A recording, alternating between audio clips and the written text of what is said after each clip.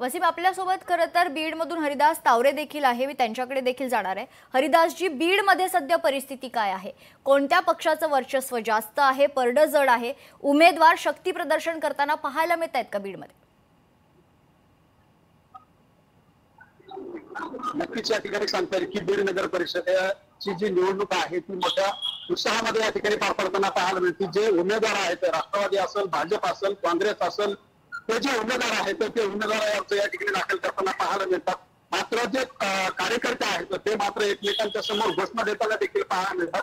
जे बीडमध्ये जर पाहायला गेलं तर बीड जिल्ह्यामध्ये 6 नगर परिषदांची निवडणुका पार पडत आहेत. परळी, माजलगाव, गेवराई, त्याचबरोबर धारूर, बीड अशा एकूण 6 नगर परिषदाची निवडणूक पार पडते. प्रत्येक उमेदवार जे आपला उमेदवारी अर्ज आता दाखल केलेला आहे, अवघा 1 तास या उमेदवारी अर्ज दाखल करण्यासाठी उरलेला आहे. त्यामुळे निश्चित एकंदरीतच हरिदास, जर आपण पाहिलं तर बीड मध्ये आता एकच चुरस पाहायला मिळते. धन्यवाद आपण दिलेल्या सविस्तर माहितीसाठी.